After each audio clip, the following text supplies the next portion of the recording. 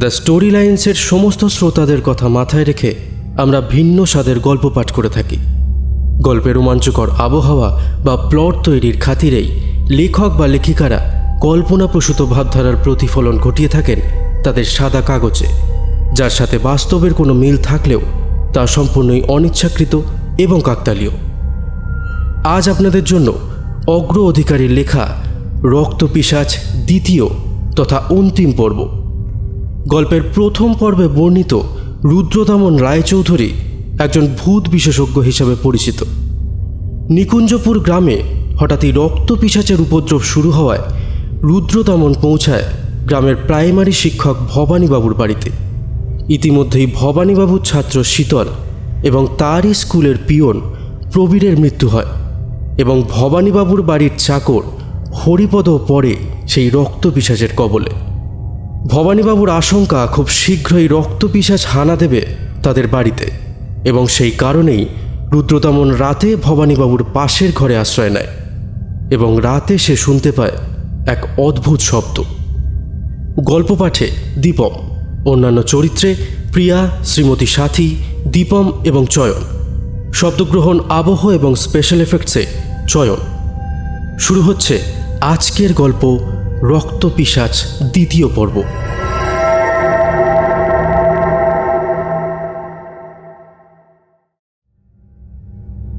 দরজার ফাঁক দিয়ে বাইরে চোখ রাখলাম, কিন্তু সমস্যা হচ্ছে, কারণ দরজার ফাঁক ফোঁকর দিয়ে খুব স্বল্প জায়গা দেখতে পাচ্ছি। বুকের ভেতর যেন একটা হৃদস্পন্দন খেলে গেল। পায়ের শব্দটাও হঠাৎ করে বন্ধ হলো। প্রায় 15 মিনিট চুপচাপ থাকার পর ক্ষীণ এবং মৃদু আওয়াজ শুনতে পেলাম, যেন কেউ কোনো ভারী কিছু টানছে। আবারও সেই ঝুমুরের শব্দটা হলো। সেই শব্দটা ধীরে ধীরে আমার আর ভবানীবাবুর ঘরের কাছ থেকে দূরে সরে যাচ্ছে। কিছুক্ষণ পর শুনলাম সেই শব্দটা সিঁড়ি দিয়ে উপরে উঠছে। বুঝলাম ছাদের দিকে সে এগোচ্ছে। তারপর শুধু ঝিঝির ডাক ছাড়া আর কিছুই শুনতে পেলাম না। সূর্যের আলো এই শ্রাবণ মেঘের ভেতর দিয়ে যখন পৃথিবীর বুকে এসে থামল, তখন নিঃশব্দে দরজাটা খুলে বাইরে বেরিয়ে এলাম। অত্যন্ত জলাভারে যেন আকাশের মেঘগুলো ভারী হয়ে রয়েছে। ভবানীবাবু হয়তো এখনো ঘুমোচ্ছেন। আমি বারান্দার বুকের উপর ঝুঁকে ভালো করে দেখতে লাগলাম কোনো প্রকার চিহ্ন বা অস্বাভাবিক কিছু আছে কিনা। সব ভালো করে দেখতে দেখতে সিঁড়ি দিয়ে যখন ছাদে উঠলাম, দেখি ছাদের দরজার ছিটকানিটা খোলা এবং দরজাটা একটু ফাঁক হয়ে রয়েছে। দরজা ঠেলে ছাদে উঠে সেখানে কিছুক্ষণ পায়চারিও করলাম। তারপর আবার নিচে নামার সময় হঠাৎ সিঁড়ির একটা কোণে চোখ আটকে গেল। অত্যন্ত আগ্রহের সঙ্গে ছোট্ট সোনালি রঙের পাতলা জিনিসটা হস্তগত করলাম। সেটা ধরে একটু নাড়াচাড়া করতে ভেতর থেকে শব্দ ভেসে আসে, আর সে শব্দটা রাতের ঝুমুরের আওয়াজের ক্ষুদ্র সংস্করণ মাত্র, অর্থাৎ সেই রহস্যময় নুপুরের একাংশ। জিনিসটাকে যত্ন করে টেবিলের একটা কোণে লুকিয়ে রাখলাম। ভাবছি এই কথাটা ভবানীবাবুকে বলবো না। ভবানীবাবু এমনিতে গম্ভীর প্রকৃতির হলেও ভেতরে উত্তেজনা আর ছটপটানি ভাবটা খুবই বেশি। ভবানীবাবু আজ একটু বেলা করে উঠলেন। যখন আমার কাছে এলেন, ঘড়িতে তখন প্রায় 9:45। ভদ্রলোকে দেখে মনে হচ্ছিল যেন ঘুম থেকে উঠে সোজা আমার কাছেই চলে এসছেন। আসুন ভবানীবাবু। তা রুদ্রদমন, কাল রাতে কি কারোর দেখা মিলল নাকি কালকেও সেই? এসেছিল। সে কি এসেছিল? তারপর? বোধহয় কোনো কারণবশত সে ঠিকমতো রূপ ধরতে পারেনি। তার মনুষ্য রূপের পরিবর্তন না হওয়ায় সে শেষমেশ চলেই যায়। দেখেছো, আমার অনুমানটাই ঠিক ছিল তাহলে। হ্যাঁ, অনুমান। দেখলেন তো ভবানীবাবু, এই অনুমানটাই কিন্তু আপনাকে বিচক্ষণ করেছে। যাকে সেসব কথা নয়, পরে হবে। বলছি, আপনাকে কয়েকটা প্রশ্ন করার ছিল। হ্যাঁ বলো। আপনার যে আগের রান্নার লোক, অর্থাৎ ইন্দু পিসি, তা তিনি কবে কাজ ছেড়েছেন? এই তো মাসখানেক হয়েই গেল। আচ্ছা, যখন তিনি কাজ ছেড়েছিলেন তখন কি এই পিশাচের উপদ্রব শুরু হয়েছিল? হ্যাঁ হয়েছিল বই কি। উপদ্রব শুরু হওয়ার 3 দিনের মাথায় তো কাজ ছাড়েন তিনি। আচ্ছা, আপনি ওনাকে কি বলে ডাকতেন? হ্যাঁ, আমি তো ইন্দু দিদি বলেই ডাকতাম, যদিও আমার থেকে ছোট ছিলেন। তিনি কোথায় থাকেন? ওই শ্মশান মনের পাশে একটা পাকা বাড়ি আছে, এই সেখানেই থাকে। বেশ বেশ, আপনি এক কাজ করুন, আপনি তাড়াতাড়ি তৈরি হয়ে নিন, একবার শীতলদের বাড়ি যেতে হবে। ও হ্যাঁ, ঠিক আছে, চলো। আমি আর ভবানীবাবু সকালের খাবার খেয়ে শীতলদের বাড়ির উদ্দেশ্যে বেরিয়ে পড়লাম। ভবানীবাবুর বাড়ি থেকে শীতলদের বাড়ি খুব একটা দূরে নয়। গ্রামের কাদা মাখা মেঠো পথ ধরে চলতে চলতে প্রায় 15 মিনিটের মধ্যে শীতলদের বাড়ি পৌঁছে গেলাম। টিনের তৈরি একখানা বড় ঘর, আর তার সামনে পেছনে সবজি আর ফুলের বাগান। বাড়ির ভেতরে ঢুকতেই দেখলাম শীতলের বাবা উঠোনের মধ্যে চুপচাপ বসে আছেন। বুঝলাম ছেলের মৃত্যু এখনও তিনি ভুলতে পারেননি। আমাদের দুজনকে তার ঘরের দিকে আসতে দেখে কোনো মতে উঠে স্বাগত জানানোর জন্য ব্যস্ত হয়ে পড়লেন। আরে আরে কর্তা যে, আসুন আসুন, ভেতরে আসুন। না ভাই তপন, এখন কিছু করতে হবে না তোমাদের। আমরা যেমন এসেছি তেমনই চলে যাব। তপন অর্থাৎ শীতলের বাবা কোনো মতে জড়ানো গলায় বললেন, তা কি করে হয় কর্তা, আপনি আমাদের বাড়িতে এসেছেন। আচ্ছা তপন, বলছি ঐমবতী এখন কেমন আছে? তপনবাবুর মুখটা আরও কালো হয়ে গেল। মুখে কোনো কথা নেই তার। এক দুঃসহ বেদনা কোনো মতে সহ্য করছেন তিনি। তবুও বললেন, চলুন ভেতরে চলুন, দেখতে পাবেন। আমরা ঘরের ভেতর প্রবেশ করলাম। ঘরের পরিবেশ দেখে বোঝা যায় কি পরিমাণ ঝড় বাড়ির উপর দিয়ে বয়ে গেছে। সবকিছু এলোমেলো অবস্থায় পড়ে রয়েছে, তবু এত কিছুর মধ্যেও যেন একটা পরিপাটি ভাব রয়েছে। প্রথমের বড় ঘরটার পাশে ডান দিকে একটা ছোট ঘর রয়েছে। সেই ঘরের বিছানার মধ্যে মৃতের মতো পড়ে রয়েছেন শীতলের মা। ছেলের নামে প্রলাপ বলে চলেছেন রীতিমতো। অতিরিক্ত ক্রন্দনের ফলে চোখ মুখ আশ্চর্য রকম ফুলে রয়েছে তার। মুখের ফর্সা রঙের মধ্যে গভীর লালচে ভাব ফুটে উঠেছে। শীতলের মায়ের মাথার কাছে একজন সদ্য বিবাহিতা কম বয়স্কা যুবতী মেয়ে বসে আছে। গায়ের রং সামান্য চাপা, লম্বা ছিপছিপে দেহের গড়ন, আর তার চোখের মধ্যে প্রখর বুদ্ধি যেন লুকিয়ে আছে। সে চোখের দিকে তাকিয়ে হতভম্ব হয়ে গেলাম। এমন বাঙালি গ্রাম্য নারীর চোখ যে এতটা তীক্ষ্ণতাপূর্ণ হয়, সেটা একেবারেই বোধগম্য ছিল না আমার। এ আমার বোন উর্মিলা। উর্মিলা একইভাবে বসে শীতলের মায়ের চুলের মধ্যে হাত বুলিয়ে দিতে লাগলো। আমি আর ভবানীবাবু একপাশে জড়োসড়ো হয়ে বসলাম। কিছুটা সময় নিয়ে তারপর শীতলের মায়ের উদ্দেশ্যে বললাম, বলছি, আপনাকে দু একটা প্রশ্ন করার ছিল। উর্মিলা দেবী শীতলের মায়ের উদ্দেশ্যে বললেন, বৌদি, ওরা তো আমার কাছ থেকে কিছু জানতে চায়, কথা কও। এ কি? কে কে? শীতল? শীতল এলি? শীতল এলো বুঝি? হইমো, মুখ তুলে ভালো করে চাও দেখি, এরা শীতলের কুনিকে দৌড়িয়ে দেবে। তুমি শুধু ওদের কয়েকটা উত্তর দাও হইব। শীতলের মা আমাদের দিকে মুখ তুলে তাকালেন, তারপর ক্রুদ্ধ স্বরে বললেন, সেই পিশাচটা আমার ছেলেকে মেরেছে। তাকে আমার চাই, আমি নিজে হাতে তাকে মারবো। আচ্ছা, আপনি তো শীতলের মৃতদেহকে প্রথম দেখেছিলেন। হ্যাঁ, আমি প্রথম দেখেছিলাম। কেমন অবস্থায় ছিল? শীতলের মা কোনো উত্তর দিলেন না। ভবানীবাবু স্নেহসুলভ কণ্ঠে বললেন, দেখো হৈমবতী, বলছি এনার কথার উত্তর দিলে খুব ভালো হয়। ইনি তো রক্তপিশাচকে মারতেই এসেছেন নাকি? কি ভালো হবে? হ্যাঁ, কি ভালো হবে? ওই পিশাচটাকে যদি সত্যি ধরার হতো তাহলে এতদিনে ধরে ফেলতেন। কিছুক্ষণ বসে থেকে বুঝলাম শীতলের মায়ের কাছ থেকে কোনো উত্তরই পাওয়া যাবে না। শেষমেশ যখন উঠতে যাব, সঙ্গে সঙ্গে হঠাৎ একটা জায়গায় চোখ আটকে গেল।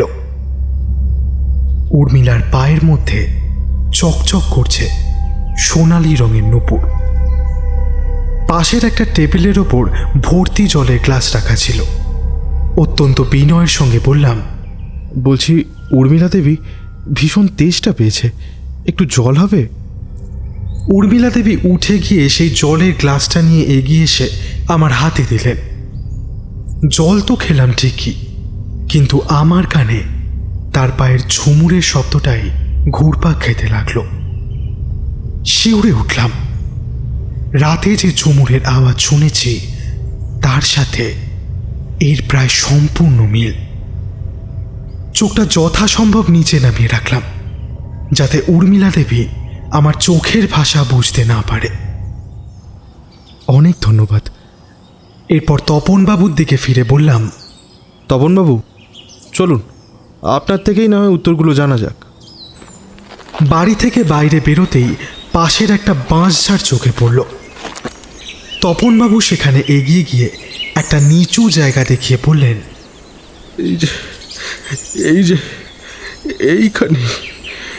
এইখানেই আমার ছেলেটা। বাঁশঝাড়ের ঠিক মাঝখানে নিচু মতো একটা জায়গা। সেখানে এখন কিছুটা মাটিতে প্রায় মিশে যাওয়া ফুলের পাপড়ি পড়ে রয়েছে। সেখানে একটু ঝুঁকে মাটিতে হাত দিয়ে বললাম, ঠিক এই জায়গাটাতেই পাওয়া গিয়েছিল?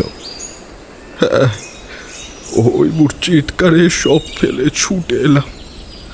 তারপর দেখি আমার ছেলেটা এখানে মরে পড়ে আছে। বুঝলাম। আচ্ছা, আপনার বোনটি কতদিন আগে এখানে এসেছে? এই তো মাসখানেক হয়ে গেছে। আপনার ঘরে থাকাকালীন দেখলাম দুটো ছোকরা আমাদের দিকে কেমন উঁকি মেরে তাকাচ্ছিল। তো তারা আমার বড় দিদির দুই ছেলে, তুষার আর কাঞ্চন। তারা ওই মামার বাড়িতে বেড়াতে এসেছে আর কি। তা কতদিন হলো এখানে এসেছে? প্রায় 1.5 মাস হবে। শীতলদের বাড়ি থেকে বেরোতেই ভবানীবাবু রাগী সুরে বললেন, বলছি কি হলো বলো তো তোমার? ওদের বাড়ি থেকে বেরোনোর জন্য এত তাড়া কিসের? সময় নেই ভবানীবাবু। ইন্দু পিসির বাড়ি আর তারপর যারা যারা পিশাচের কবলে পড়েছে তাদের প্রত্যেকের বাড়ি গিয়ে আরও তথ্য নেওয়া উচিত। শীতলদের বাড়ি থেকে ইন্দু পিসির বাড়ি খুব বেশি দূরত্বে নয়। ইন্দু পিসির বাড়ি গিয়ে তার সাথে সাক্ষাৎ হলো।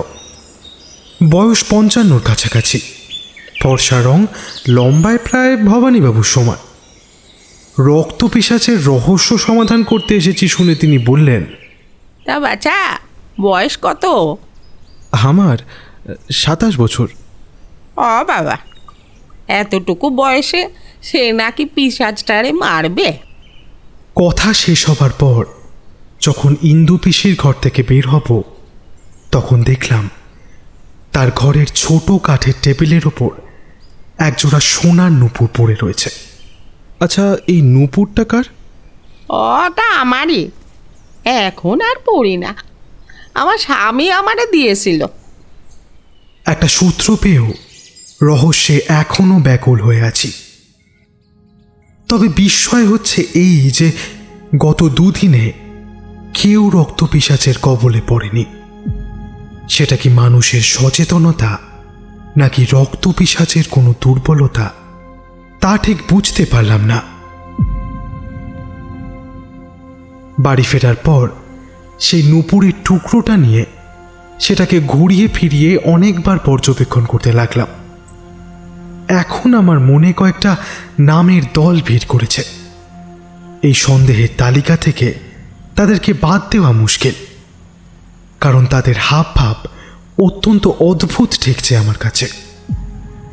এখন তাদের নাম আপাতত থাক, কারণ ভবানীবাবু এখন আমার ঘরে এসেছেন। আমি বিছানায় বসে সামনের দেওয়ালের দিকে চুপচাপ তাকিয়ে রইলাম। ভবানীবাবু একটা দীর্ঘ নিঃশ্বাস ফেলে বললেন, গত 2 দিন কোনো খুন হয়নি, সেটাই বেশ স্বস্তির বিষয়। আমি সম্মতিসূচক মাথা নাড়লাম। ভবানীবাবু আবারও বললেন, তা রুদ্রদামন, গত 2 দিন এত ব্যস্ত হয়ে যে সব জায়গায় ছুটলে, তো কী তথ্য সংগ্রহ করেছো? গত 2 দিন আমি যেসব বাড়িতে ঘুরেছি, ভবানীবাবু সবসময় আমার সাথে ছিলেন না।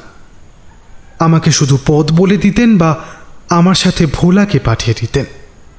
তাই সেই সব বাড়ির লোকেদের সঙ্গে আমার কেমন কথাবার্তা হয়েছিল ভবানীবাবু এক বিন্দুও জানতেন না।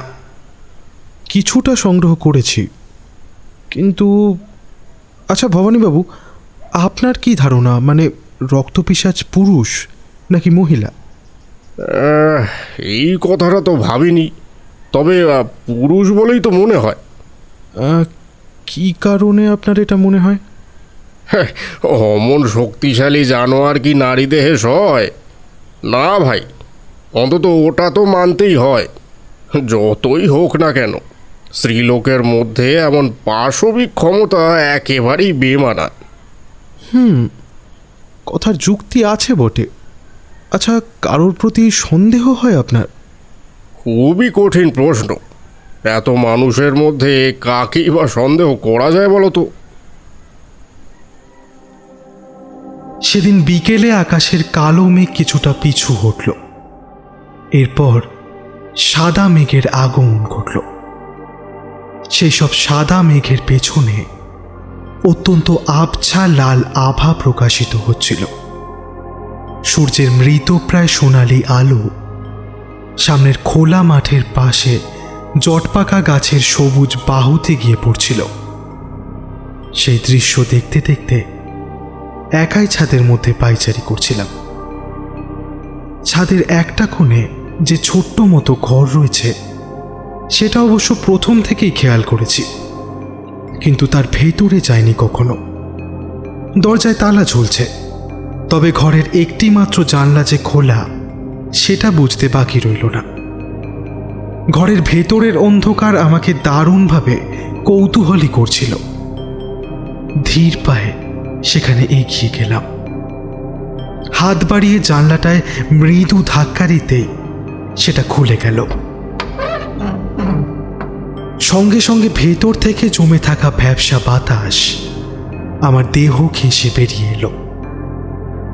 আমার পকেটে একটা ছোট টর্চ ছিল, সেটাকে বের করে আলো জ্বালালাম। আর আলোটা জ্বালাতেই আমি যেন চমকে উঠলাম। টর্চের আলোর সরাসরি সামনের দেওয়ালে একটা লাঠি রাখা আছে। লাঠিটাকে দেখে অনায়াসেই বলে ফেলা যায় লাঠিটা বেশ দৃঢ় এবং মজবুত, কিন্তু তার অগ্রভাগে ঝুমঝুমি জাতীয় কিছু একটা বাঁধা আছে। সোনালি রঙের ঝুমঝুমিটা যেন আমার দিকে স্থিরভাবে চেয়ে রয়েছে। ঝুমঝুমিটার প্রতিটা ঝুমঝুমি আমার কাছে থাকা সেই নূপুরের অংশটার মতো, একেবারে হুবহু এক দেখতে। ভবানীবাবুর কাছে গেলাম, তারপর তাকে বললাম, ভবানীবাবু, বলছি আপনার ছাদের কোণার ঘরটা একবার খুলতে হবে। ভবানীবাবু সামান্য ভুরু কুঁচকে বললেন, ছাদের ঘরটা সেখানে? আচ্ছা ঠিক আছে, চলো। তারপর ছাদে গিয়ে তালাটা খুলে বললেন, আচ্ছা, এইখানে আবার কি দেখার আছে বলো তো? কিছুই না, তবে মনে হলো এখানে ওই পিশাচকে ঘায়েল করার জন্য যদি কোনো সামগ্রী পাই, তাই আর কি। হঠাৎ ভবানীবাবু উৎফুল্ল হয়ে উঠলেন, বললেন, আরে হ্যাঁ হ্যাঁ নিশ্চয়ই, লাঠি সোটা শাবল কুড়োল অনেক কিছুই পাবে। আমি ততক্ষণে ঘরে ঢুকে সেই ঝুমঝুমিওয়ালা লাঠিটা হাতে নিয়েছি। হালকা নাড়া দিতেই সেটা ঝুমঝুম করে বেজে উঠল, আর এই শব্দটার সাথে রাতের সেই শব্দ এবং উর্মিলার পায়ের নুপুরের শব্দের মধ্যে কোনো প্রকার তফাৎ নেই। আমি কেমন যেন অন্যমনস্ক হয়ে পড়েছিলাম। রহস্যের মায়াজালকে যখন ছিন্ন করা সবে শুরু করেছি, এরই মধ্যে সেই প্রয়াস যেন থমকে গেল। চাপা অথচ তীক্ষ্ণ কণ্ঠে বললাম, আচ্ছা, এই লাঠিটা কি আপনার? আমারই বলতে পারো। যুবক বয়সে লাঠি যুদ্ধ শিখেছিলাম। কত লাঠি নিয়েছি, কত ভেঙেছি, হিসেবই নেই। শেষে এই লাঠিটাই বেঁচে গিয়েছিল। সহজভাবে বলতে গেলে লাঠিয়াল বাহিনীর সর্দার ছিলাম, বুঝলে। তা লাঠিটার মাথায় এই ঝুমঝুমিটা কেন? ওটা থাকে, দেখবে প্রত্যেক লাঠিয়ালদের লাঠিতেই ঝুমঝুমি থাকে। এর সাহায্যে বোঝা যায় যে লাঠিয়ালের অবস্থানটা ঠিক কোথায়। কিছুক্ষণ আমি অবাক হয়ে ভদ্রলোকের দিকে চেয়ে রইলাম। এটুকু জানি, যারা লাঠিয়াল তাদের শরীর বেশ পেশিবহুল হয়, কিন্তু ভবানীবাবুকে কোনো দিক থেকেই দেখে মনে হয় না তিনি এই লাঠি খেলার সাথে কখনো যুক্ত ছিলেন। এই ধরনের লাঠি এই পুরো গ্রামে কি শুধু আপনার কাছেই আছে? সেটা বলতে পারবো না ভাই। লাঠিয়াল অবশ্য বহু যুগ আগেই লুপ্ত হয়ে গেছে, তবুও থাকলেও থাকতে পারে। তবে রক্ত পিশাচের ভয়ে আমরা গ্রামে একটা অস্থায়ী লাঠিয়াল বাহিনী গড়ে তুলেছিলাম।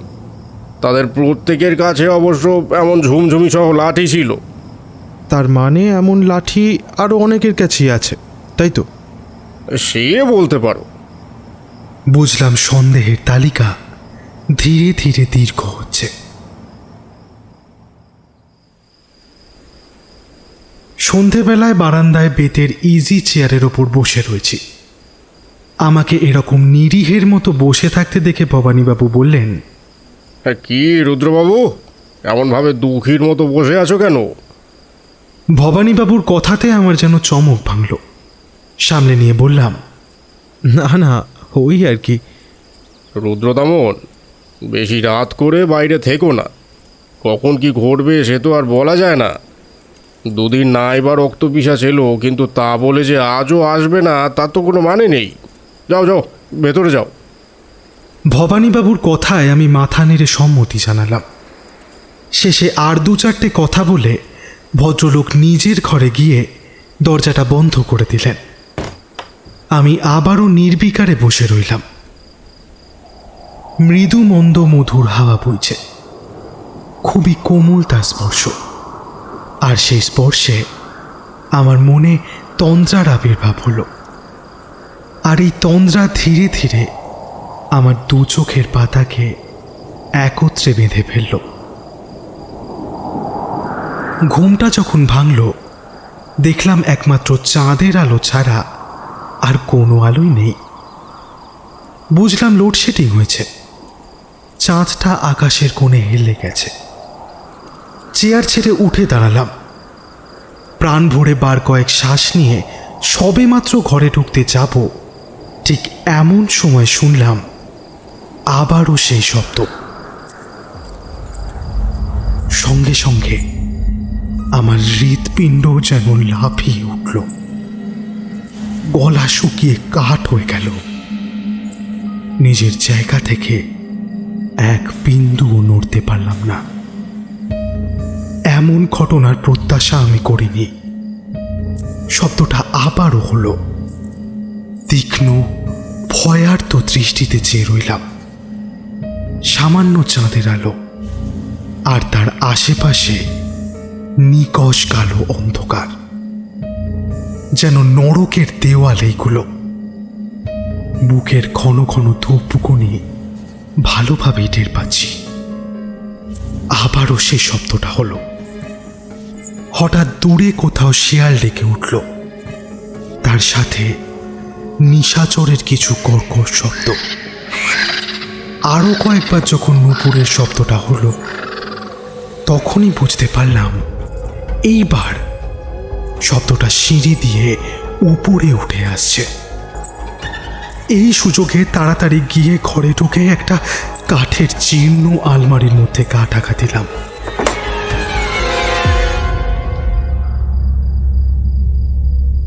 এই তাড়াহুড়োতে ঘরের দরজাটা বন্ধ করতে ভুলে গেছি।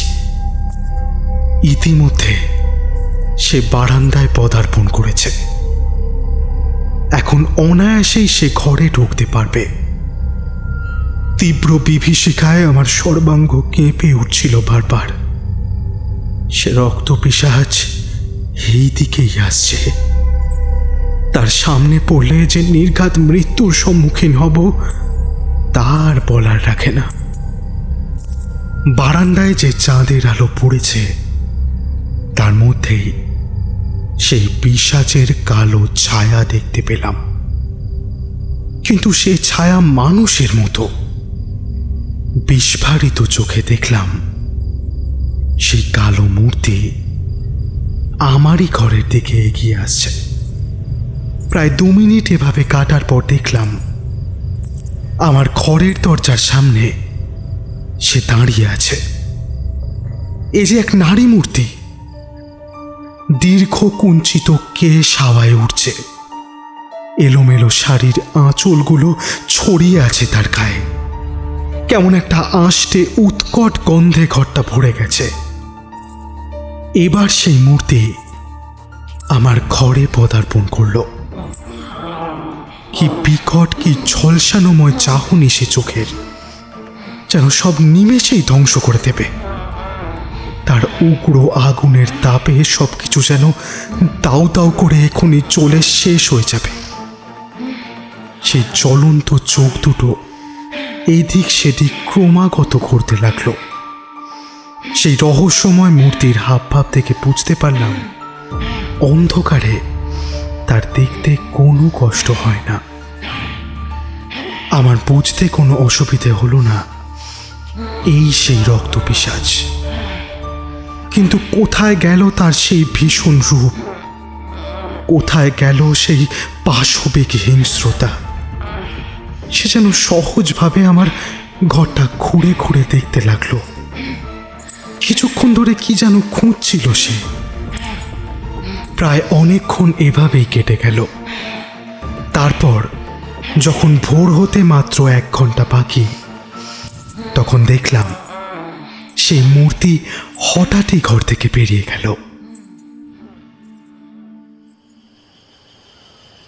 যখন নিশ্চিত হলাম সে সত্যি চলে গেছে, ক্লান্ত শরীরে বারান্দায় এসে দাঁড়ালাম।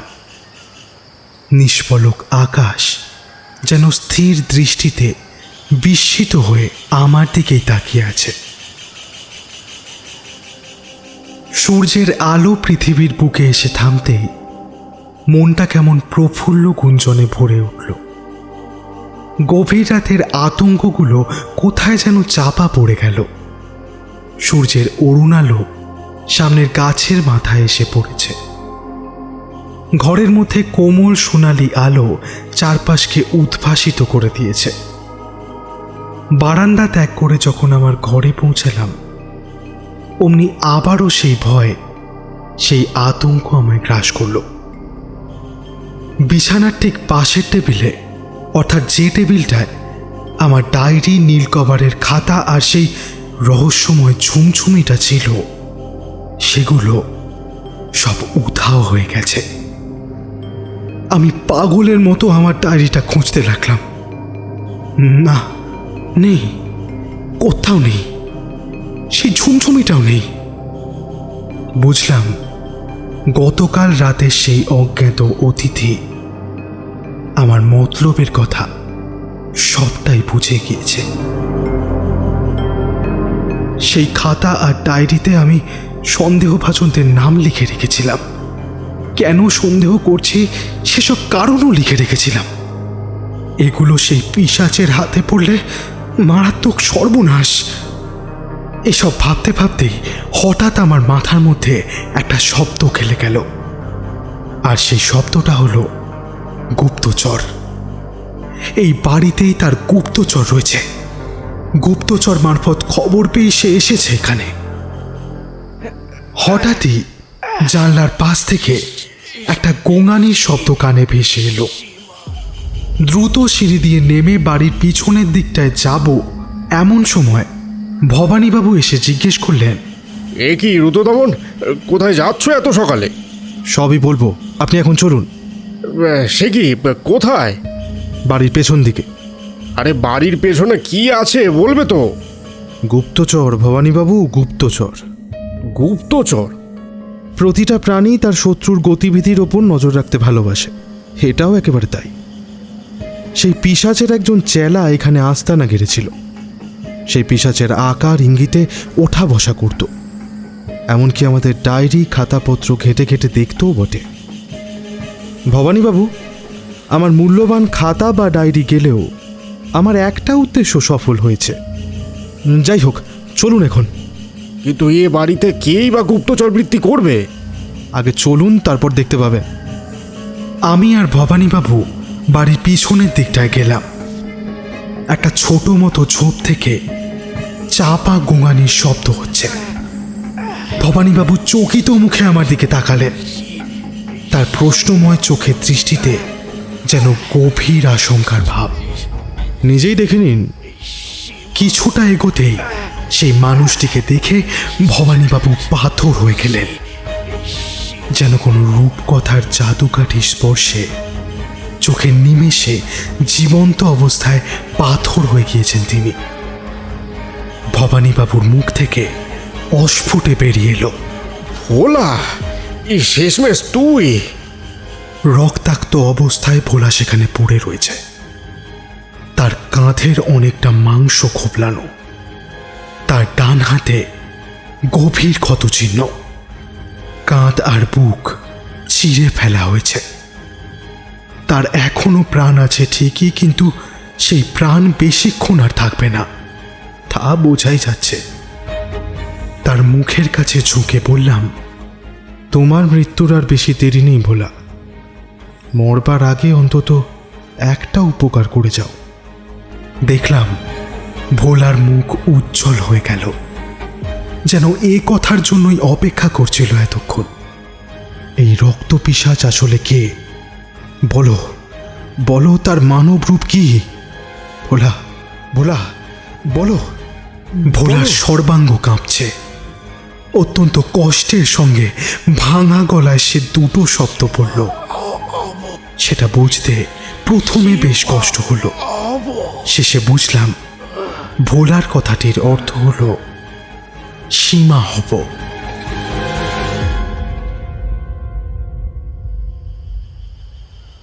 বারবার ভোলা এই সীমা হব কথাটি বলে গেছে।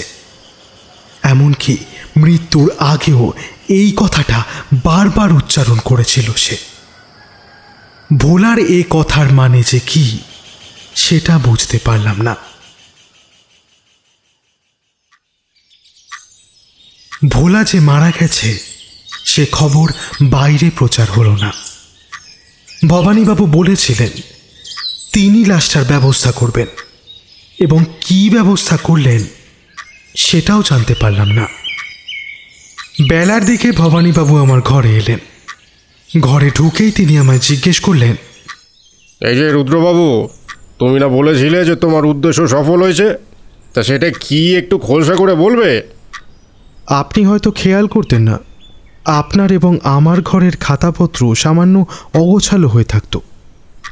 প্রথম কয়েকদিন আমিও ব্যাপারটাকে গুরুত্ব দিতাম না, কিন্তু যখন দেখলাম প্রতিনিয়ত এমন হচ্ছে তখন আমার টনক নড়ল।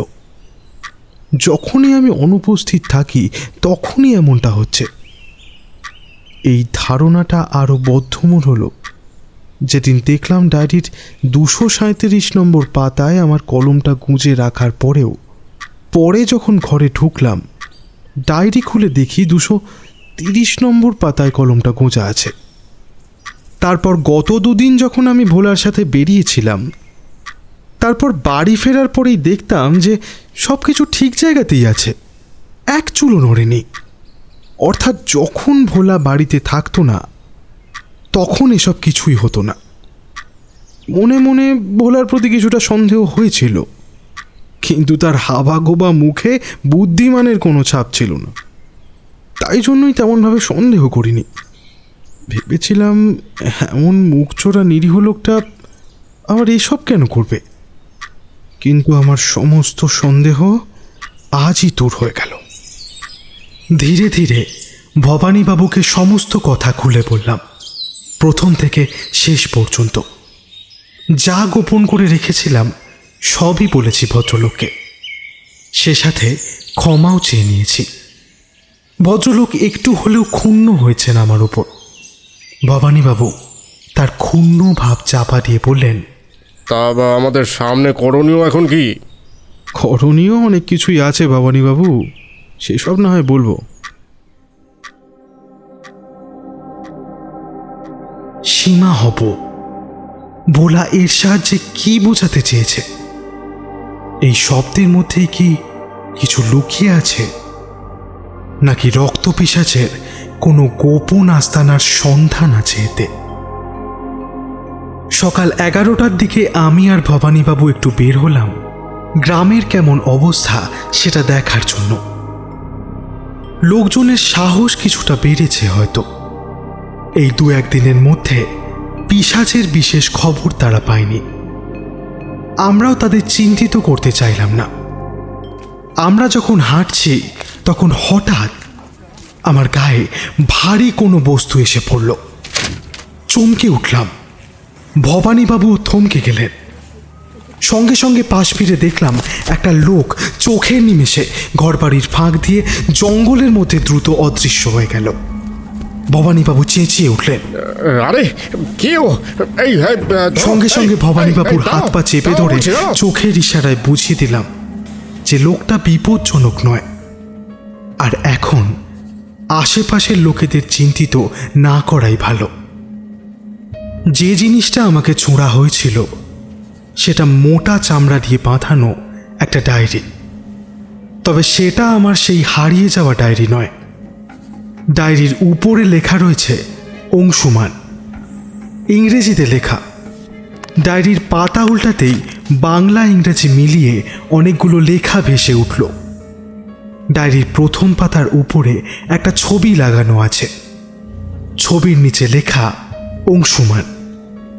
ভবানীবাবুকে ছবিটা দেখাতেই তিনি ম্লান স্বরে বললেন, হ্যাঁ, এটাই তো অংশুর ছবি। এই মাস 2 আগেই মারা গেছে পিশাচের হাতি। বেশ বুদ্ধিমান ছেলে ছিল, কলকাতায় বাংলা নিয়ে পড়তো, কথার চমৎকার হেয়ালি করতে পারতো। বেশ, ডায়েরিটা বাড়িতে গিয়ে খুলব। তবে চলুন এখন অংশুমানের বাড়ি যাওয়া যাক। তা কোনো রহস্য সমাধানের গন্ধ পাচ্ছ নাকি? সমাধানের গন্ধ পাচ্ছি কিনা তা বলা মুশকিল। চলুন না একবার ঘুরে আসি। গ্রামের মেঠো পথ ধরে হাঁটতে হাঁটতে কিছুক্ষণের মধ্যে অংশুমানের বাড়িতে পৌঁছালাম। কিন্তু তার বাড়িতে গিয়ে বিশেষ কোনো লাভ হলো না। তার বাবা মায়ের সাথে সামান্য কথা আর অংশুমানের অসমাপ্ত জীবনের বর্ণনা ছাড়া আর কিছুই পেলাম না। বাড়ি এসে আমি আর ভবানীবাবু ডায়েরিটার ওপর ঝুঁকে বসলাম। ডায়েরিটা দেখে মনে হয় এটা বেশ কয়েকদিন ধরে অযত্নে পড়েছিল। সামান্য ধুলো লেগে আছে তার গায়ে। ভবানীবাবুর কৌতূহল আমার থেকেও বেশি। ব্যস্ত হয়ে পড়েছেন ডায়েরিটা দেখার জন্য। তবে ভদ্রলোকের মন অত্যন্ত সন্দেহকাতর। তিনি তীক্ষ্ণ চোখে আমার দিকে তাকিয়ে বললেন, আচ্ছা বলছি, সেই লোকটা কে ছিল বলো তো? সারা গা তো কাপড়ে ঢাকা ছিল, আর তাছাড়া তোমাকেই এটা ছুড়ে হঠাৎ পালিয়ে গেল কেন? আমি চুপ করে রইলাম, কিন্তু ভবানীবাবু থামলেন না। আরও অস্থিরভাবে বললেন, আচ্ছা তুমি কি তাকে চেনো নাকি? আগে তো দেখি এটার মধ্যে কি লেখা আছে। আচ্ছা ঠিক আছে। ডায়েরি খুলতেই প্রথম পাতার মধ্যে কয়েকটা হিজিবিজি কি সব নকশা চোখে পড়ল, যার কোনো মাথা মুন্ডু নেই। পরপর কয়েকটা পৃষ্ঠা এভাবেই নষ্ট করা হয়েছে। তার পরের পাতায় একটা লেখা চোখে পড়ল, 5টা বাক্য লেখা। লেখাতে বিশেষ কিছু নেই, ঠিক তার পরের পৃষ্ঠায় লেখা, রক্তপিশাচকে আমি দেখেছি। তাকে দেখে আমি চমকে গিয়েছি। ভবানীবাবু লেখাটা বার কয়েক মনোযোগ দিয়ে পড়লেন, তারপর বললেন, লেখাটা বেশ চেনা চেনা ঠেকছে। মনে হচ্ছে হাতের লেখাগুলো কোথায় যেন একটা দেখেছি। এরপর 2-3টে পৃষ্ঠা খালি। তার পরের পৃষ্ঠায় শুধু একটি প্রশ্ন আছে, সেটি হলো, হিমালয়ের আগে পৃথিবীর উচ্চতম শৃঙ্গ কোনটি ছিল? আর তার পাশে লেখা, উত্তরটা প্রশ্নের মধ্যেই রয়েছে। এর পরের পৃষ্ঠায় একটা ছোট কবিতার মতো কিছু লেখা রয়েছে, কিন্তু কি ভাষা এটা? এর কোনো মাথামুন্ডু কিছুই বোঝা যাচ্ছে না। অক্ষরগুলো ইংরেজির মতোই, তবে ইংরেজি ভাষা নয়। ভবানীবাবু নাক মুখ কুঁচকে বললেন, এ কি, এটা আবার কি ভাষা? অক্ষরগুলো ইংরাজির মতো দেখতে, কিন্তু কেমন করে যেন একটা লেখা। তা ঠিক, তবে এর লেখার মধ্যে কিছু একটা তো আছেই। সে কি, এটাতেও আবার কিছু আছে?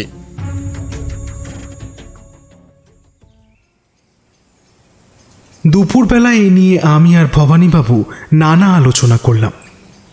তিনি এখনো প্রশ্নকাতর মনে প্রশ্ন করছেন, লোকটা ডায়েরিটা আমাকে কেন ছুঁড়ল আর এমনভাবে পালিয়েই বা গেল কেন? আমি কিছু বললাম না, চুপ করে রইলাম। ভবানীবাবু কেমন যেন অস্থির হয়ে যাচ্ছেন ক্ষণে ক্ষণে। বার কয়েক ভোলার ঘরে গেলাম। তার থাকার ঘরটা একটু তল্লাশি করতে হবে। সীমা হব শব্দটা হয়তো পিশাচের কোনো গুপ্ত রহস্যের চাবিকাঠি। তার ঘর সুন্দরভাবে পরিপাটি করে সাজানো গোছানো। ভোলার ঘরটা দেখে বেশ অবাক হলাম। ঘরের কোনায় কয়েকটা বই পড়ে আছে, আর একপাশে একটা পড়ার টেবিল।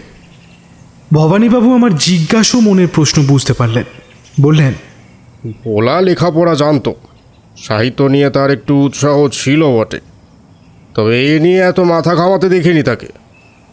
টেবিল থেকে একটা বই তুলে নাড়াচাড়া করতে লাগলাম।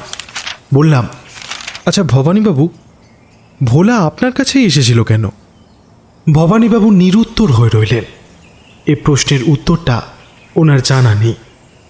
আমি আবারও বললাম, একটা তো জানি গুপ্তচর বৃত্তি, অবশ্য আরও অন্য কারণও থাকতে পারে।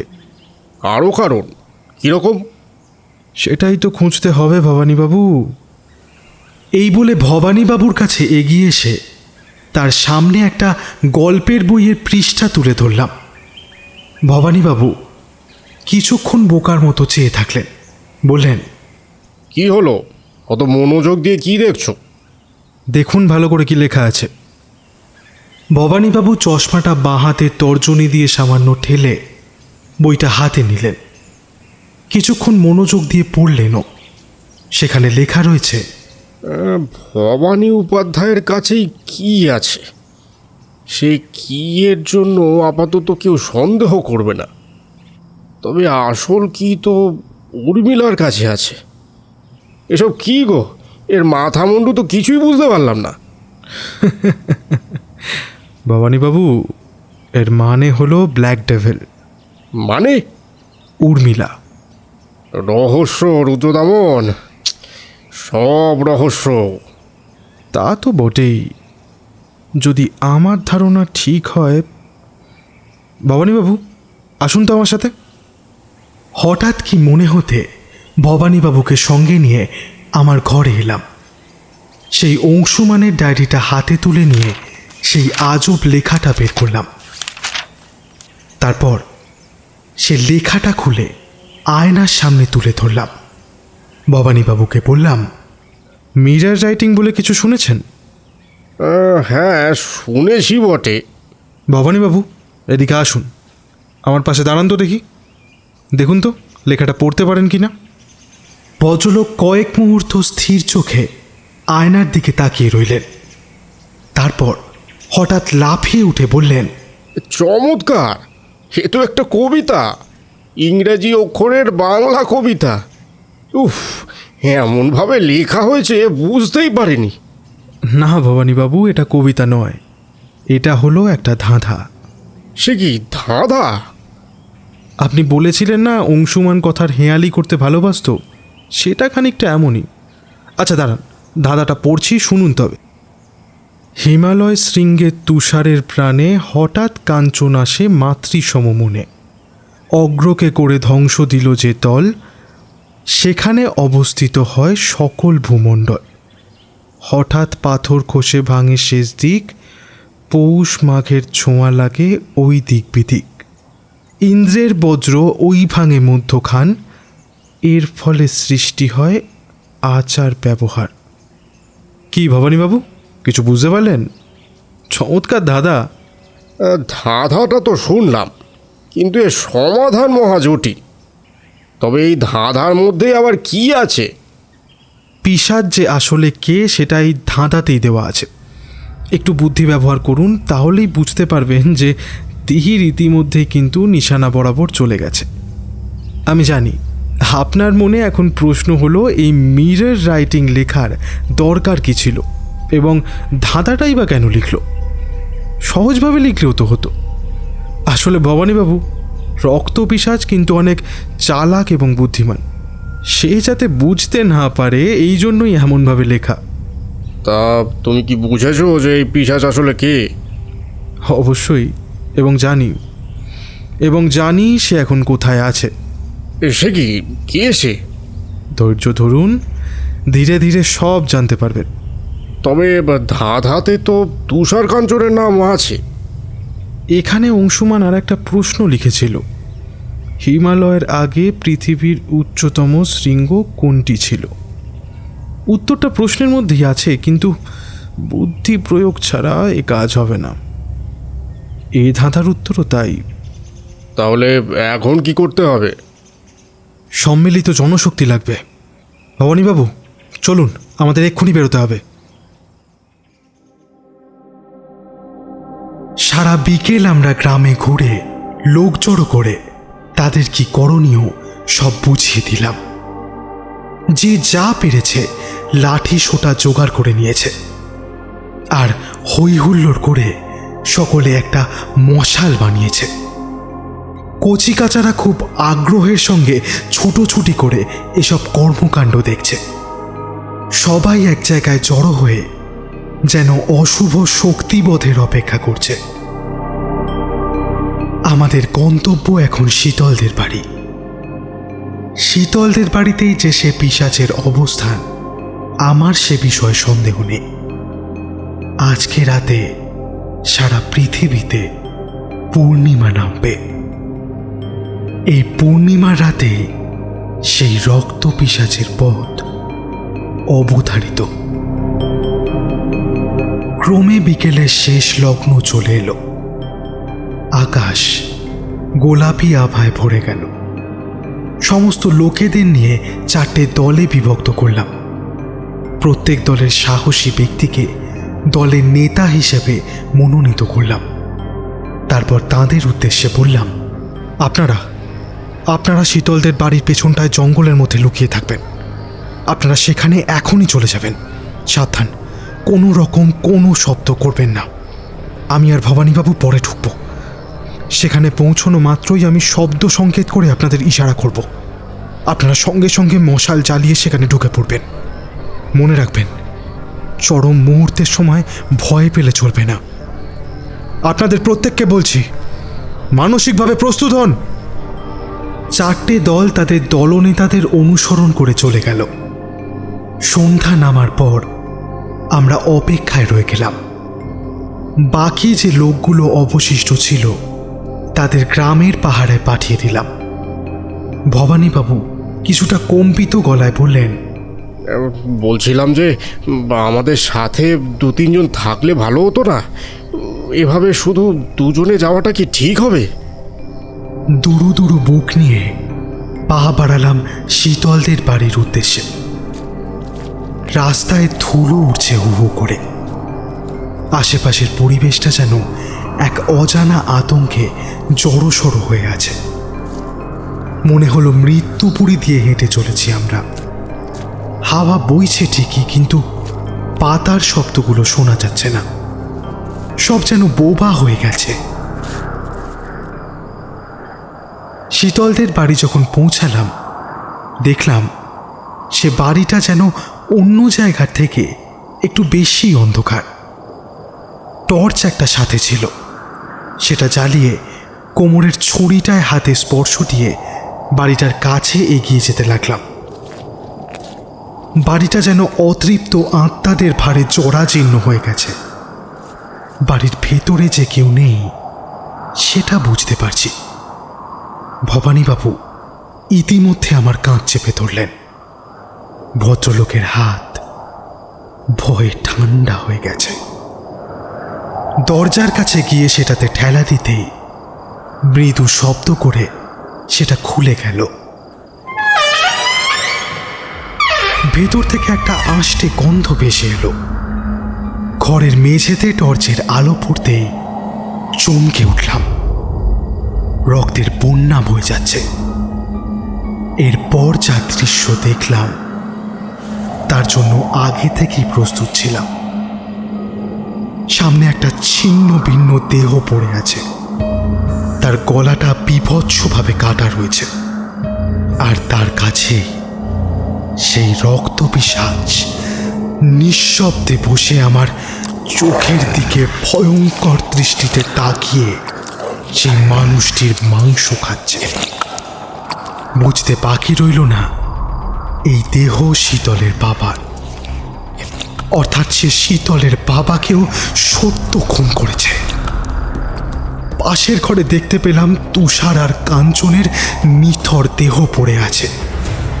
কিছুক্ষণে দৃশ্য চলার পর সে পিশাচ উঠে দাঁড়ালো। পর মুহূর্তে সে ক্ষুধার্ত বাঘের মতো একটা গর্জন করে আমার ওপর ঝাঁপিয়ে পড়ল। ক্ষিপ্র হস্তে ছুরিটা বের করে তার পেটে ঢুকিয়ে দিলাম। রক্ত পিশাচ হতবুদ্ধির মতো আমার দিকে তাকিয়ে রইল। ছুরিটা বারবার নিক্ষেপ করতে থাকলাম তার পেটের ক্ষতস্থানে। রক্ত পিশাচের উত্তপ্ত তরল রক্ত আমার হাত রাঙিয়ে দিয়ে গেল। হঠাৎ সেই পিশাচ আমাকে ধাক্কা দিয়ে দূরে সরিয়ে দিল। আবারও সেই পিশাচকে আহত করতে যাব, ঠিক এমন সময় সে আমার হাতটা ধরে মোচড় দিয়ে শূন্যে তুলে দিল। সে সময় আমি একেবারে ধরাশায়ী হয়ে গিয়েছিলাম। কিন্তু অন্ধকারের মধ্যে যে আর একটা মানুষের আবির্ভাব ঘটেছে তা আমি ভালোই বুঝতে পারছিলাম। সে মানুষটা অতর্কিতে রক্ত পিশাচকে হামলা করলো। সেই মুহূর্তে সেই পিশাচ গর্জন করে উঠল। সেই অজ্ঞাত ব্যক্তি ভারী কিছুর আঘাতে রক্ত পিশাচকে মাটিতে ফেলল। তারপর এগিয়ে এসে আমার হাত ধরে টেনে তুলল। সেই অজ্ঞাত ব্যক্তিটি আর কেউ নয়, প্রবীর। রুদ্রদা, উর্মিলা পালিয়েছে। গ্রামে কোথাও ওকে খুঁজে পাওয়া যাচ্ছে না। এই বাড়ির বাইরের লোকজন অপেক্ষা করছে। তোমার ইশারা পেলেই এক্ষুনি মশাল জ্বলে উঠবে। আর দেরি কেন প্রবীর? জ্বালাও, জ্বালাতে বলো মশাল। বাইরে একটা চাপা হুল্লোড় শোনা গেল, আর সেই সাথে ফুটে উঠল অনেকগুলো আলো। মনে হলো আকাশের তারাগুলো যেন হঠাৎ করে পৃথিবীতে নেমে এসেছে। অন্ধকারের মধ্যে যখন আলো প্রবেশ করলো, যেন ভয় জিনিসটাকে ভুলেই গেছি আমি। শত উৎসাহ নিয়ে রক্ত পিশাচের কাছে এগিয়ে গেলাম। প্রবীর, ওর পা থেকে মন্ত্রপুত নুপুরটা ছিঁড়তে হবে। তুমি যে শীতলের মা হৈমবতী সেটা আমি ভালো করেই জানি। সাথে সাথে এক ঝটকায় তার পায়ের নুপুরটা খুলে ফেলল প্রবীর। নুপুরের ঝুমঝুমিগুলো ছিঁড়ে মেঝেতে ছড়িয়ে গেল, আর সেই রক্ত পিশাচ পরিণত হলো মনুষ্যরূপে।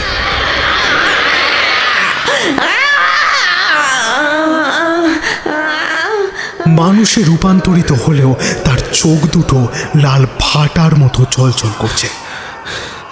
এটা হচ্ছে বিশেষ মন্ত্রপুত নূপুর।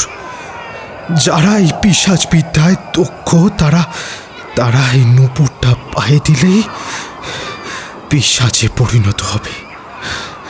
তারপর মানুষের মাংস খেয়ে অমরত্ব লাভ করবে। কি তাই তো হৈমবতী? আমরা বাইরে বেরিয়ে এলাম। ভবানীবাবু এগিয়ে এলেন আমার কাছে।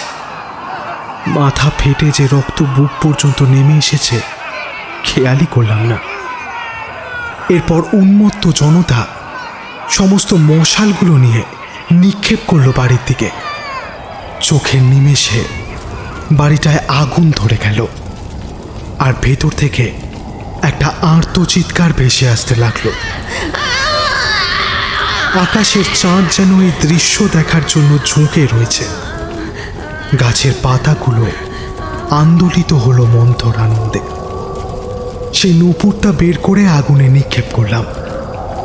সঙ্গে সঙ্গে সে নূপুর গলে গিয়ে সবুজ বাষ্পে পরিণত হলো।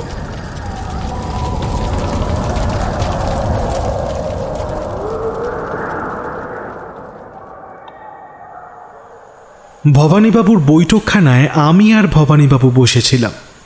কিছুক্ষণ পর প্রবীর এসে সামনের একটা খালি চেয়ার দখল করল। ভবানীবাবু আমার দিকে তাকিয়ে বললেন, বলছে এই ভোলার সীমা হব আর আর ওই ধাঁধাটার রহস্যটা এখন একটু খুলে বলো তো দেখি। ভোলার সীমা হব বলতে বুঝিয়েছে শীতলের মা হৈমবতী। মৃত্যুর সময় ভোলার কথা বলতে এবং শ্বাস নিতে কষ্ট হচ্ছিল, তাই সে পুরো পরিচয়টা বলতে পারেনি। সংক্ষেপে সীমা হব কথাটা বলে গেছে, কিন্তু তখন আমি এর মানেটা ধরতে পারিনি, কারণ তখন আমার সমস্ত সন্দেহ ছিল উর্মিলার ওপর। পরে এর সাথে উর্মিলার কোনো যোগসূত্র না পেয়ে ব্যাপারটা ভালোভাবে বুঝতে পারিনি। তারপর সেই পিশাচ সেই দিন রাতে যখন আমার ঘরে এলো, তখন থেকে আমার ভাবনাটা একটু পরিবর্তন হতে লাগলো। আর কোনো প্রাণী যত চালাক বা ধূর্ত হোক না কেন, একটা না একটা কাঁচা কাজ সে করবেই। এখানেও সেই পিশাচ একটা কাঁচা কাজ করেছিল। সেই মন্ত্রপুত নূপুরটা আমি মনে করেছিলাম এটা অতি সাধারণ, কিন্তু সেই পিশাচ সেদিন রাতে যখন নূপুরের সেই অংশটা নিয়ে গেল, তখন আমার আর বুঝতে বাকি রইল না। ওই নূপুরের মধ্যে কিছু একটা তো আছেই, আর এর জন্যই রক্ত পিশাচের কাছে পৌঁছতে পেরেছিলাম। সেই নূপুরে 22টা ঝুমঝুমির খণ্ড থাকে, যে কোনো একটা খোয়া গেলে সেটি আর কাজের থাকে না, অর্থাৎ রক্ত পিশাচ হওয়া যায় না। আমি খেয়াল করেছিলাম যতদিন সেই ঝুমঝুমিটা আমার কাছে ছিল ততদিন কোথাও একটাও উৎপাত হয়নি। তা এর আগে শীতলের মাকে সন্দেহ করোনি? করতাম। তা সেটা কিসের ভিত্তিতে করতে? আমরা যেদিন শীতলের বাড়িতে গিয়েছিলাম সেদিন উর্মিলাকে এক গ্লাস জল দিতে বলেছিলাম, কারণ তার পায়ে ওই একই রকম নূপুর দেখেছিলাম। তখন উর্মিলার ওপর সন্দেহটা খুব ঘনীভূত হয়েছিল, কিন্তু একটা খটকা লাগলো। শীতলের মা যখন আমাকে শেষ কথাগুলো বলেছিল তখন তার পাটা একটু নড়ে উঠেছিল। তখনই আর একটা নূপুরের আওয়াজ আমি শুনতে পেয়েছিলাম। তারপর উর্মিলা যখন আমাকে জলের গ্লাসটা দিল, নিচের দিকে তাকাতেই শীতলের মায়ের পায়ের নূপুরটা আমি স্পষ্ট দেখতে পেলাম। তখন থেকেই একটু অনুমান করেছিলাম যে ওই রক্ত পিশাচের বাস হয়তো শীতলদের বাড়িতেই, কিন্তু রক্ত পিশাচ কে সেটা বুঝতে পারছিলাম না। আমি বুঝতে পেরেছিলাম একার পক্ষে এই পিশাচকে খোঁজা সম্ভব নয়, তাই একজন সাহসী লোক দরকার ছিল। সব শুনে বুঝে দেখলাম প্রবীরই এর জন্য একমাত্র উপযুক্ত মানুষ, তাই ওর সাথে বসে বসে অনেক গোপন পরিকল্পনা করি। ওকে অনেকটা গুপ্তচর বানিয়ে দিয়েছিলাম বলতে পারেন। সে রাতের বেলায় ভূতের মতো ডালপালার আড়ালে আড়ালে থাকতো। এইভাবে থেকে অনেক তথ্য আহরণ করে সেগুলো আমার কাছে পৌঁছে দিত। তারপর আসে ধাঁধাটার কথা।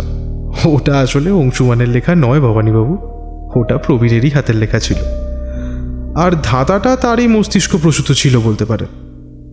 সেই সাথে একটু জটিলও ছিল বটে। ধাঁধার প্রথমে ছিল হিমালয় শৃঙ্গের তুষারের প্রাণে হঠাৎ কাঞ্চন আসে মাতৃসম মনে। হিমালয় শৃঙ্গের তুষার কেমন প্রকৃতির হয়? নিশ্চয়ই ঠান্ডা ও শীতল প্রকৃতির হয়, অর্থাৎ এখান থেকে পাওয়া গেল শীতল। আর কাঞ্চনের আর একটা সমার্থক শব্দ হলো সোনা। হৈম মানেও কিন্তু সোনা বা স্বর্ণময়, অর্থাৎ এই শীতলের প্রাণে হৈম মায়ের মতোই আছে, মানে শীতলের মা হৈমবতী। তারপর আছে অগ্রকে করে ধ্বংস দিল যে তল, সেখানে অবস্থিত হয় সকল ভূমণ্ডল। শীতের শি অক্ষরটা বাদ দিলে বাকি রয়ে যায় কি? নিশ্চয়ই তল শব্দটা থাকে। ভবানীবাবু, ধাঁধার প্রত্যেকটা লাইনকে যদি আপনি এইভাবে বিশ্লেষণ করেন তবে শেষমেশ ওই একটা উত্তরই পাবেন, শীতল এবং শীতলের মা হৈমবতী।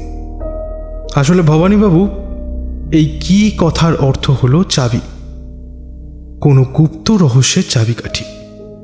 ভোলা বলেছিল আসল কি উর্মিলার কাছেই আছে। তাহলে তাহলে উর্মিলাও কি? অসম্ভব কিছুই নয়, সে এখন পালিয়েছে, হয়তো অন্য কোথাও আবার এমন কাণ্ড ঘটাবে। আচ্ছা, ভোলা বলেছিল আমার কাছেও একটা কি আছে, তা এটা আবার কোন কি? সেটা তো একমাত্র হরিপদই বলতে পারবে। কি হরিপদ? হরিপদ সবে চা নিয়ে ঘরে ঢুকছিল। আমার কথা শুনে থমকে দাঁড়িয়ে রইল সে। কি হরিপদ, ভয় পাচ্ছ কেন?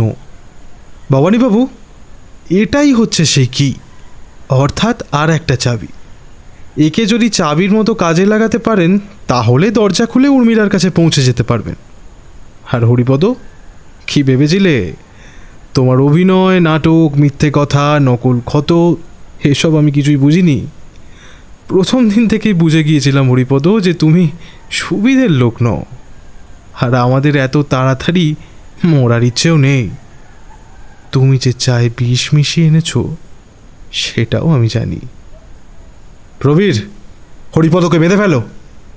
আদেশ পাওয়ার সঙ্গে সঙ্গে প্রবীর একটা লম্বা দড়ি এনে হরিপদকে বেঁধে ফেলল। ভবানীবাবু বললেন, তুমি যখন জানতে যে রক্তপিশাচ শীতলদের বাড়িতেই আছে, তাহলে এত ঘন ঘন গ্রামে ঘুরলে কেন? কারণ আমি জানতাম রক্তপিশাচ আমার প্রতিটি মুহূর্তের খবর খুব ভালো করে জানত। যেখানেই যাই না কেন কেউ না কেউ আমার উপর নজর রাখছি। আমার সন্দেহের বার্তা কেউ যাতে টের না পায়, তাই সুযোগ পেলেই খোঁজ নেওয়ার অজুহাত দেখিয়ে বাইরে বেরিয়ে পড়তাম। স্বাভাবিকভাবেই লোকজন ভাবত রক্তপিশাচ কে এবং কোথায় থাকে, তা আমি একদমই জানি না বা ধরতেও পারিনি। সবই তো বুঝলাম, তবে একটা প্রশ্ন যে এখনো বাকি থেকে গেল। প্রবীরের বদলে কাল লাশ শ্মশানে সেদিন নিয়ে যাওয়া হয়েছিল। এমন অনেক ঘটনাই আছে যেগুলো সবার কাছে বলা যায় না ভবানীবাবু, এটাও তেমনই ধরে নিন। আপনার অন্য সব প্রশ্নের উত্তর দিতে পারলেও এই প্রশ্নটার উত্তর আমি আপনাকে দিতে পারবো না। এই প্রশ্নটার উত্তর না হয় রহস্যই থাকুক।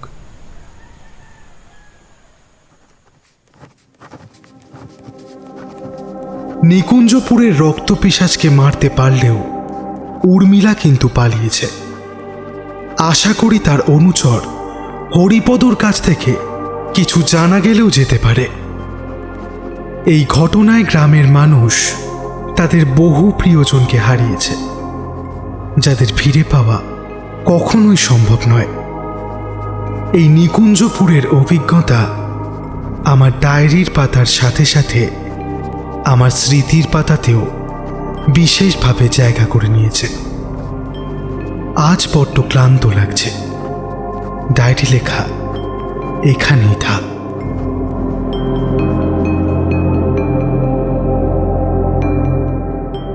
শুনছিলেন আজকের গল্প রক্তপিশাচ দ্বিতীয় পর্ব। গল্পটি কেমন লাগলো অবশ্যই জানান কমেন্টের মাধ্যমে।